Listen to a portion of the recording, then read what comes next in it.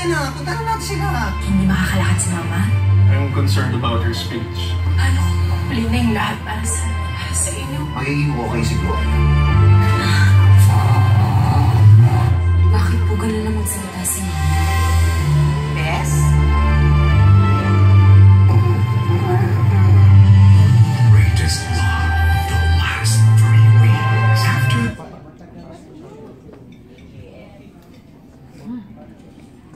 Yes, mga kapamilya! Sa last 3 weeks na nga lang po, oo, ng The Greatest Love, kasabay ng mga matitinding pasabog. Iniimbitahan po namin kayo na tumutok kasama namin sa huling 3 linggo ng The Greatest Love. Napakarami po dapat abangan. At syempre, at this point, imbitahan na po natin ang ating cast sa stage.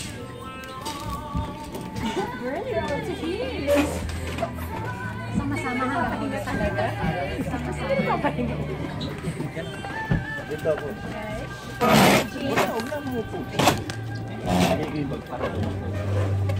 Siyempre, simulan na natin, batiin muna natin ang ating mga personal kay Aaron Villaflor. Magandang hapon po sa inyo lahat at maraming salamat po dahil nagsama-sama po tayo ulit at nandito po kami para personal na magpasalamat po sa inyo. Maraming salamat po sa mga pamilya natin at taga-press. Salamat po. Andy Eigenman. Hello everybody, good afternoon. It's nice to see you guys again. Long time no see. But thank you all for being here today. Joshua Garcia. Hello po, magandang tanghali po sa inyong lahat. Maraming salamat po at nagpunta kayo ngayon. At thank you. Love you. Dimples Romana. Maraming salamat po for being here. We also know that it's a Sunday, so it's a special day. Thank you for, treating us like your family and giving us a little bit of your time on your Sunday. Salamat po. And of course, Sylvia Sanchez. Mula nung nag-umpisa kami hanggang ngayon, 3 weeks na lang kami, andyan pa rin kayo. Maraming salamat po sa inyo lahat.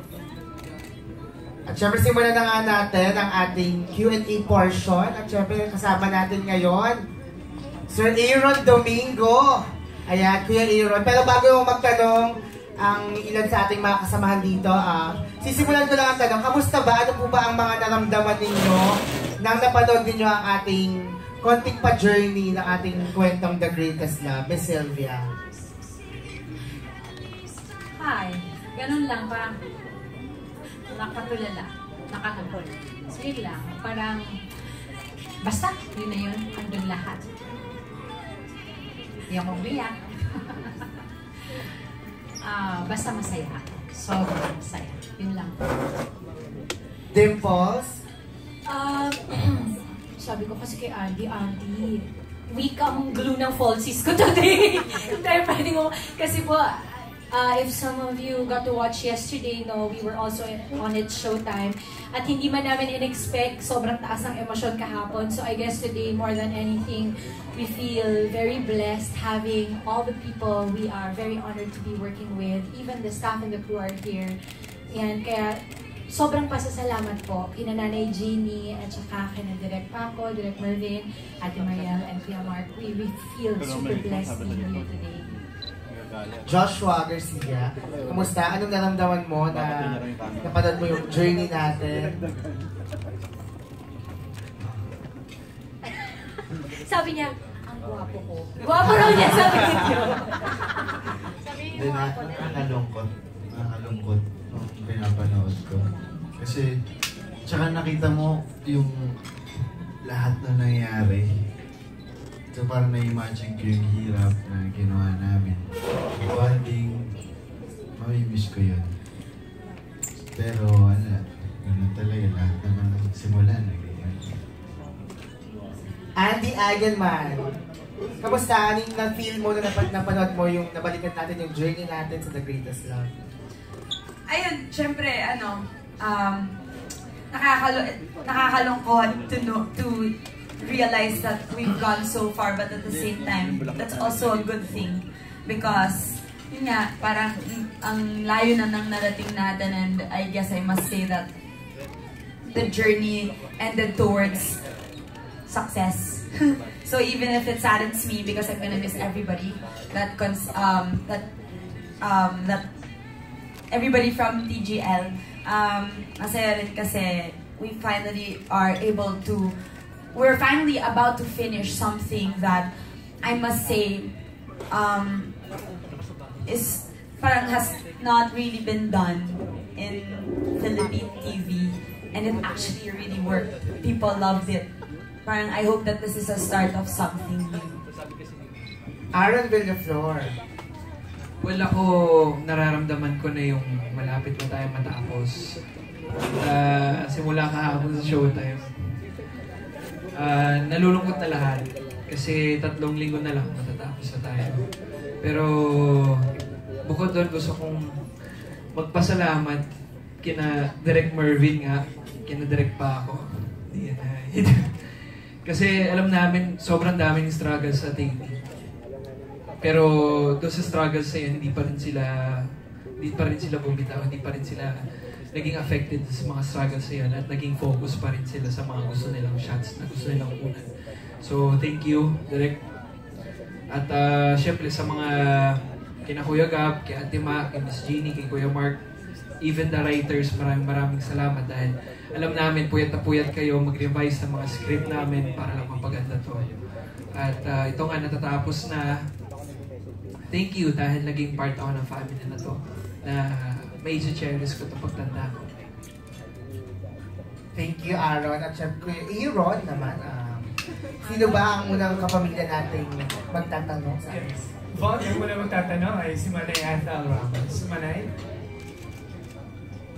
Kanina I had a talk with Jeannie, yung business unit head nito, and I was asking her if she can give us an idea kung bakit tungkol sa Alzheimer and why it has no cure and the exact age when it will hit someone. Kasi doon sa mga ipinakita sa teaser, mas matanda na kay Gloria, the role na played by ano.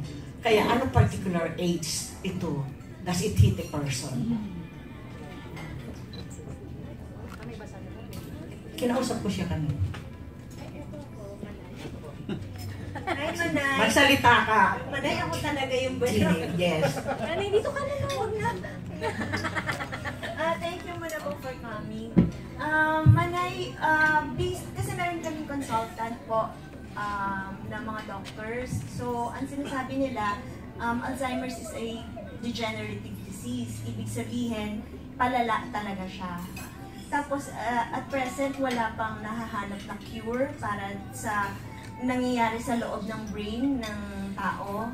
Kaya po, ganun yung nangyayari. Pwedeng i-treat para ma-delay, pero dun pa rin papunta. Wala siyang pinipili pong age, pero usually, sa mga medyo matatanda na, siguro dahil bumabagal na rin or nababawasan na yung activity ng brain. Kaya po yung nagiging recommendation ng mga doctors, dapat laging active yung brain ng mga tao, kahit anong age. Kaya minsan yung mga nagre-retire, pag nag-stop bigla sa trabaho, dun nahihit ng Alzheimer's kasi biglang stop yung brain activity. Thank you for the... ngayon may gusto kong itanong kay Sylvia. Nagkaroon ka ng anak na katulad ni Amanda. Pamimigay mo na lang ba? No, Tita Ethel, hindi po mawawala ang pagmamahal ng isang ina sa anak. Never mawawala yun. Pero minsan may mga anak na kailangan din naman bigyan ng kung tawagin natin yung tough love. Kasi minsan, sa totoo lang, may mga anak na nawawala ng respeto sa mga magulang at kailangan nilang malaman na dapat irespeto ang mga magulang. Siguro, pag binigay yung tough love ngayon, baka matututo sila sa salitang pagmamahal at respeto sa mga magulang nila. Pero kung ang question, mawawala ang pagmamahal, hindi po. Nandyan na yan. At never mawawala yun hanggang kamatayan ng isang ina. Hanggang sa kabilang buhay nga, titingnan pa rin ang mga magulang, ang mga anak. I'm sure kung anong mga nangyayari sa mga anak niya. Kaya diba, Tita Ethel, ang mga magulang ako, sinasabi ko, bago ako mamatay, siguraduhin ko na ayos ang mga anak ko. Personal na buhay, trabaho, lahat, maayos sila. maligaya sila. Para pagdating ko sa langit, wala na akong gustong balikan dito, bumaba, at alam mo yon, is-save ang mga anak ko. Kasi alam ko, okay na sila. Wala na akong gustong gawin sa langit, kundi humarap sa Diyos at idasal lahat ng mga anak ko. Good health, happiness, and masaya sila. Buong, intact ang pamilya. Ganun po, Manay. Ako for the last 20 years, si Amanda or si Dimples, I've followed her career. Ngayon, pero palagay ko talaga, and I'd like to congratulate you, Dimples. This is your greatest performance. Thank you, Manay. Manay, baka naman maiyak ako sa'yo ba? Maiyak ako talaga. Manay, thank you po. Kasi I hated you so much. Thank you, Manay. Don't worry, you were not alone. You don't know how difficult it was for me to have to hate myself while I'm doing Amanda, but also at the same time really push myself to be talagang as real as possible, because as it was being discussed with me by Direk Mervin and Direk Paco, there were times na tinanong ko po talaga, Direk, ganito na ba talaga? Ganito ba kasama si Amanda? Ito na ba talaga yon? Kailangan ko ba talagang sabihin to? Ilang beses ko po yan. And I think it's only natural because bilang anak, ako rin parang hindi ko maatin. Pero totoo po yun na nangyayari. Talaga pong may mga anak na ganun. Talaga pong may mga nakaka-relate kay Amanda at marami sila. And the whole point of the show is to teach and touch people to change for the better. And that also did that for me. I think I remember messaging Nanay Ginny and I said, Nanay, I hope you don't get tired of me saying that, thank you for giving. Ano ba yan? Oh my goodness. No, my faulties, guys. No, but grabe talaga ang support ng family ko po, di ba? Kita-kita niyo naman. Ganito rin kami sa set. Pag hindi po namin nasasabi mga linya namin, binubuli din po namin ang isa't isa. Wala po talaga kaming kasuporta sa isa't isa. Pero sobra din po ang pagmamahal namin sa isa't isa. Totoo yan, I can attest to that. So I never get tired of thanking Nanay Ginny and Kuya Mark and Ate Mariel and Direk for Amanda. I know Amanda is just one of the children, but Amanda is mine. That's me. So I feel, oh my God! I am so honored. Thank you, Nanay Ginny, for giving me the greatest role that has been given to me. Thank you. Thank you po. Thank you. Grabe. Congratulations din kay Ginny and the rest of the staff of this production. Thank you, Nanay Ethel. Thank you, Manay. Ito naman, very active ang brain. Walang iba kundi si Dodon Sarmino. Ang bata ko. Grabe ka. Para kay Dimples and Sylvia na lang. Anong nangyayari after ng isang heavy scene? Yung totoo po ba gusto nyo malaman? Oo, yung totoo. Gusto po kayo isipin yung mga buwang po kami. Pwede ko rin naman ikwento yung before and after. Before po, iningi namin yung script and it has to be revised many times. Understandably, because for a piece so important like the TGL, it has to be accurate dahil may medical po. It has to be on point and kailangan talagang tagos sa puso. And that's our job, to make sure na tatagos sa puso po. Kasi pag nanonood ka naman, TV lang yun eh. When you think about it, it's just there. Marami ka pang distractions, nagluluto ka, nakipag-usap sa anak mo, paano namin makukuha ang attention mo at matatouch ka namin. So, kami po, bago mag-eksena, naglalaro po muna kami. Kasi, bakit ka ba? Actually po, pinakamalaro si Andy. Ay, hindi. Naglalaro po kaming lahat. Naglalaro po kaming lahat. Si Andy po kumakain ng props. So, yun po ang nangyayari bago ang isang mabigat na eksena. Because we also don't want to feel the weight so much. Kasi lahat kami nininervous eh. Gawin. Lahat po kasi kami dito, medyo malayo. I guess, apart from Nanay, medyo malayo sa normal na, kunwari, Amanda is far from Dims, Andy is far from Lizette. Ay, talaga ba, Andy? Ganito ka magsalita? Mama, ay talaga? No, but after that, as you were asking po, after that, pagod na pagod kami. Because that's when the release talaga comes out. And then after, mga 5 minutes back to normal na po kami ulit. Kasi masaya po talaga ang set namin. And kapag napanood namin at shinare nila pag shinare nila on Facebook, that's when it comes back na, wow guys. And sa totoo lang po, pag nagkikita kami, uy, husay mo dun ha. Magaling ka dun ha. Or meron pa kaming, masyadong husayan. Para naman dito. Tapon na ako, di ba, Ans? Bawal magkamali. Bawal magkamali. Meron po kasi kaming fine pag nagkakamali. Pakain. Siguro doon, ito yung na-realize ko dito sa show na to. At ito yung nakita ko, not only kay Dimples, sa lahat ng mga anak ko. Iba ang artista pag nandito ka dahil sa fame. Dahil nandito ka dahil gusto mong kumita. Dahil gusto mong makilala. Iba. Nandito ang mga batang to, kami, dahil seryoso kami sa craft namin. Ito passion namin. Ito mahal namin yung ginagawa namin. Of course, masarap kumita ng pera, everyday taping, di ba? Pero, andito kami, nagkakaisa kami, konektado kami, gusto namin umarte. Gusto namin ginagawa namin. At gusto namin, pagdating sa screen, hindi kami yon. Hindi kami hahangaan bilang si Andy, bilang si Sylvia, Dimples, Matt, Joshua, Aaron, hindi ganun. Kundi hahangaan kami as Alegre family. The greatest love of the show. Yun yung kaibahan. Kasi, love namin lahat, yung trabaho namin. Yun yung, susi talaga. So, hindi niya nadadala yung character niya pagdating sa bahay? May mga times ba na nangyayari yun na? Nangyayari ba yun? Wala akong naririnig sa inyo. Sabi ni Andy, ayun si Amanda. Yung character ka na doon. Ayaw umamin. Andy, ayaw umamin. Andy. Tropa ko yan. Tropa! Ay, Sylvia talaga sawa. Sylvia, ikaw nandito. So, hindi naman. Pero minsan talaga, ako, nadadala ko yung natutulala.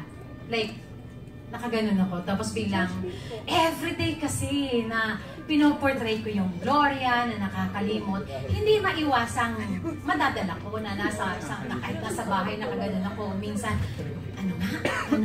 ha? Yun lang naman nadadala ko, pero ini-erase ko naman kaagad. Ang ganda, natutulala ka sa bahay. Yun, tsaka, ang nadadala ko kay Gloria talaga, yung pagmamahal. Kasi, eto naman yung sasabihin ko about sa nanay ko. Hindi ako pinamanahan ng nanay ko ng kahit na anong kayamanan na material na bagay. Kasi wala kami yun wala ganun ng nanay ko Okay? Pero isa lang pinamana sa akin ng nanay ko. Puso. Okay? Wow. Pinalaki niya ako ng maayos, pinalaki niya ako ng respeto. Yung respeto na yon mas lalo kong na-develop dito sa TGL. Yun yung malaking meron na ako niyan, tinuro na sa akin ng nanay ko. Mas tinuruan lalo ako ng The Greatest Love. Mas tinuruan ako lalo ni Gloria. Kaya mawala man ang The Greatest Love, mawala man si Gloria, still, nasa akin si Gloria. Dala ko ang puso ni Gloria. Yun lang yun. Okay, thank you. Thank you, Don. Ang susunod yung tatanong ay dumanas ng tough love. Wala ba kung si Dominic Ray? Grabe ka. Kiibiyang. Biyang, di ba, eto may, ang title ng series, The Greatest Love. May masasabi ka bang the greatest scene na ginawa mo sa teleserye dito? Marami. Ang dami. Yung sino kayo. Yung sa table scene, yung nakalimutan ko sila. Especially yung nakalimutan ko lahat ng anak, pero bumigay ako nung dumating yung apo ko si Joshua, si Z. Yun talaga, yung sa eksena lang na yun ha, kailangan kasi hindi ako umiyak. Sila umiiyak lahat. So ngayon, nung nagre-rehearsal kami, doon ako humagulol kasi talagang hindi ko kaya yung scene. So kailangan kong ilabas bago mag-take talaga. Umiyak ako sa mga anak ko kasi ayokong makalimutan ng mga anak ko. Pero nung dumating ang apo ko na si Z, doon ako bumagsak. Doon talaga ako sobrang direct, sandali lang, cut lang. Yun.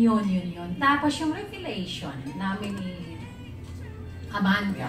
Ang dami. Tapos yung wedding. Ang ganda ng wedding na diba yung lahat nagiiyakan, lahat masaya. Peter, sobrang emotional siya. Pero ako parang, okay, ano nangyayari? Kasi may Alzheimer's na Diba? Alam ko, pero at the same time, halos hindi na rin 100% alam. Yung Pupu scene, yun. Yung Wiwi scene with Andy, ay, ang galing nun. Basta ako, isa-isahin natin, baka naman mamubusan tayo ng ng oras. Kasi simpleng bitaw ko ng salita sa kanilang, mahal ko kayo. Malaking scene sa akin. Big deal sa akin. Ano pa yung aabangan namin sa pagtatapos sa huling 3 linggo ng serye? Ang aabangan nyo sa huling 3 linggo, kung umiyak na kayo doon sa sino kayo scene, sa table scene, kung umiyak na kayo doon sa revelation, kung umiyak na kayo sa lahat.